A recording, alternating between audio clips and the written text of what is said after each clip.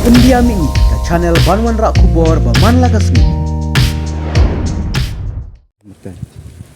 Nadu bangatri mga mensua pengampat. Kung kani kijing siapa dan nala imentala ala kelas yang dunia.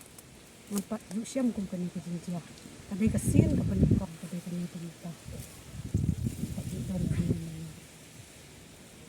Kumapi nang pre, nalum na pila emi banyawat lang kene.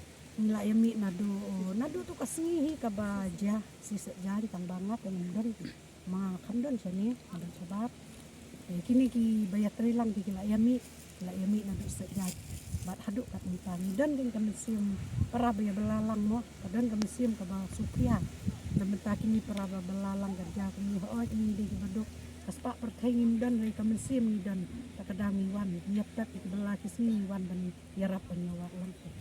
Kemudian mata pimia litamnya. Tala nadu sisa janya duk katini sini ikan. Karena ya tu ini hendak konsep kajing haka bayadai bak kajing wat ibak Marshall Fatima. Kajing long balak kumtakin baong bau hak tu ti kajing min ong kumno ba kajisbi kat tu kalati mialap. Tingi sukarmen betang ublehi usui namarni swa bangin runga. Swa bangin wat ya ini baja ru ngikum kinong belangi da bu jing duai swate. Ibu ke jing duai swa bangin rung in hiar seni spot ni paranong belangi ya bu jing duai. Oblei bedetang oblei balak ban pen i.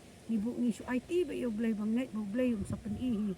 Ba i sayo no eta kamat ba ke jing no aku no jing ba kat kani ke municipal ba pikat ni kakat ke badan kibut kistat ka municipal kala lek mo.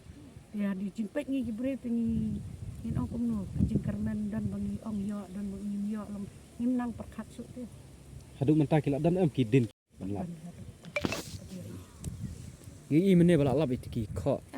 ndai Kemud perlap dak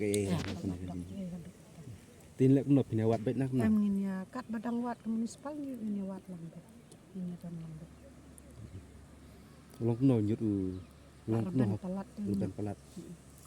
dan ngimtip ya nama ngamdan dia pesi bajang on ngamdan ngimtip akan rupan ngimtip Kum kajing antat ni pikat matrok try nyut hang na ini bulai. ngamla ani mla su menang antar ba manga por baja kata ngamdan dia ngimtip akan kadur dia ngimtip dah ngam ira ngamdan teh